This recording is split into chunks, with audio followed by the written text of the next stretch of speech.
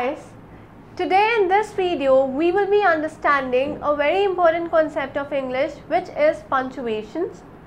Now punctuations are those kind of marks which are used to form a better structure of a sentence, and also they are used for showing some kind of pauses, and for each type of pause there is a different type of punctuation marks, and the punctuation marks has a greater value because it is not only used while writing, but also when a person is communicating with another person, it becomes easier for that person to understand when the proper use of punctuation is made. So today we will be understanding a type of punctuation which is colon and semicolon. So first let us understand what are semicolons. Semicolons are those type of punctuation marks which are used to show a pause which is of greater importance than a comma.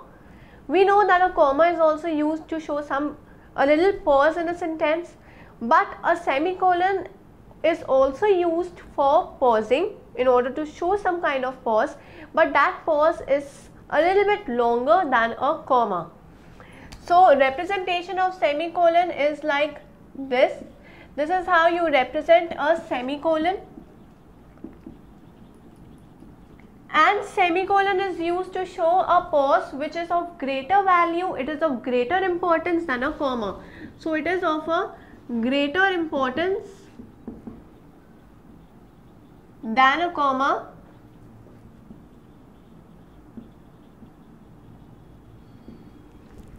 And now for semicolon we are going to understand how semicolon is used in our sentence and what are the different ways in which we can make use of semicolons or different criteria for using semicolon. So the first is that when we have to show a greater pause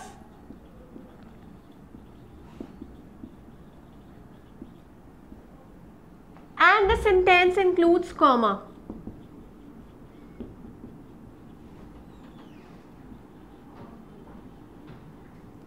Here for greater pause means that it is used to separate words, or it can also be used to separate some kind of phrase. For separating words and for separating phrases which includes comma. So let us understand this rule through example. The first sentence over here can be, I brought fruits like apples, mangoes. Now I have described fruits like apples and mangoes, and because here apples and mangoes are categories of fruits, so I have separated them with a comma. Now I want to say that I also brought vegetables. Now when I put a comma over here and say vegetables, then that will not form a correct sentence. Why? Because it will sound like vegetables are also a part of fruit. But no, the category of fruits is different from the category of vegetables. So in order to show a different category, I will be using a semicolon over here instead of using just a comma. So semicolon is used to show some larger breaks, and it is used to separate the words or phrases. So that can be one type of category, and now I am talking about vegetables, and vegetables like radish, ginger, etc. So this is one example where I have to show that I am separating words or phrases, and also I am making use of comma. Here radish and ginger are the category of vegetables, so I am separating them with comma. But when I have to separate the categories itself, so I will be using a semicolon over here. So this was the first area where semicolons can be used. Now let's discuss some more areas regarding semicolons. So another area where we make use of semicolons is whenever we have to separate coordinate clauses, and for separation of coordinate clauses where the conjunction is omitted. That means that where we are not allowed to place conjunctions for joining the words over there, and instead of using conjunctions we make use of semicolons. So second area is to separate coordinate clauses. Wherever we have to separate coordinate clauses, and there has to be no use of conjunctions. We do not have to use conjunctions over there, but also we need to separate the coordinate clauses. In that case, we make use of semicolons. So let me explain this through implementing them in our sentence. So the example over here can be, the snow fell. Now first I am saying the snow fell. Now I have to separate the clause from another. So I will place a semicolon over here and I will say the winds blew. Now here I am omitted to use conjunction, otherwise I would have said the snow fell and the winds blew. But now especially it is mentioned that we do not have to use conjunction over there. So instead of using conjunctions, I will place semicolon over here. The snow fell, the winds blew, the sky grew dark. Again a semicolon, and I say we huddled indoors, and a full stop. So this is one area where I see that there is no comma, but I have to separate the coordinate clauses over here. So instead of using commas, I will be making use of semicolon. So these were the areas where semicolons are used. Now let us next discuss about another type of punctuation mark, that is colon. Now whenever I would like to place a pause which is greater than a semicolon, I will be making use of colon over there. A pause here, just in a short form or in an easy way, a pause greater than a comma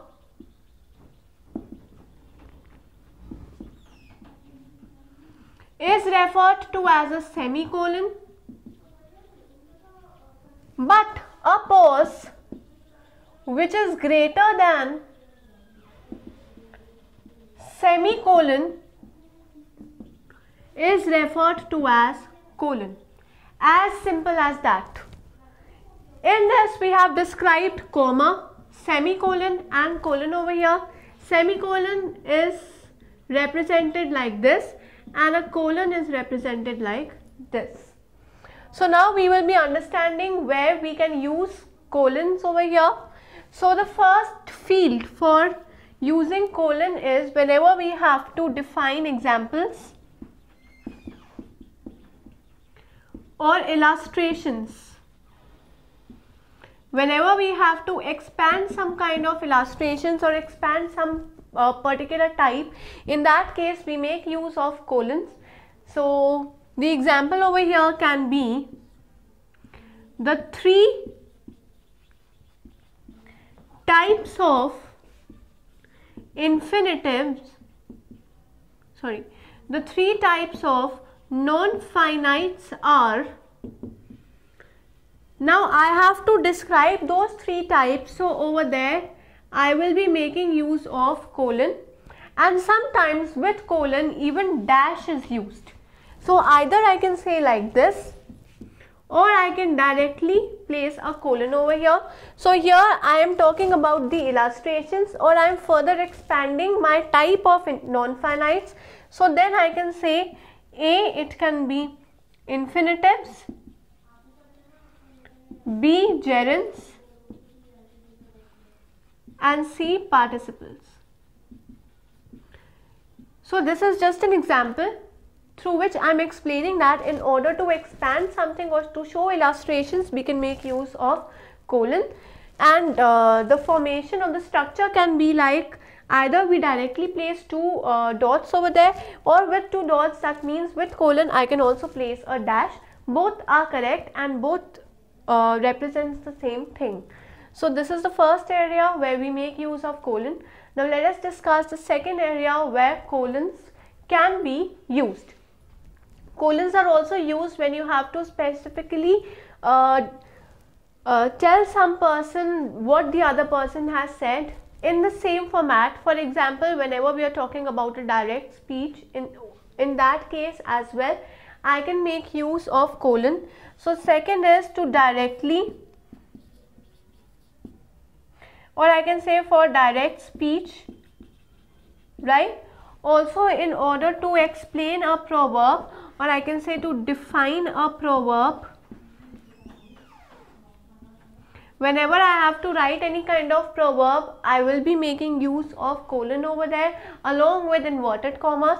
So the example of this type of sentence can be, the first example over here can be, Mohan said, and whatever Mohan said will be after placing a semicolon over here, and I can say honesty is the best policy.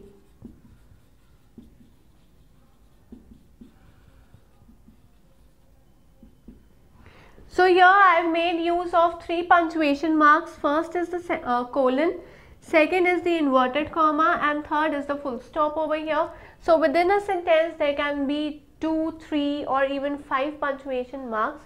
We should be aware about each punctuation mark and the roles that they play in a sentence and in forming the correct structure of a sentence. So in this video we have studied about semicolons and colons. Both are very important type of punctuation marks, and also we have understood the difference between the two. There is not a major difference between them, just a minor one, that in order to show less pause than a colon and greater pause than a comma, we make use of semicolon, but to show a pause which is greater than semicolon, we make use of colon. Also we have discussed different fields where semicolons and colons might be used.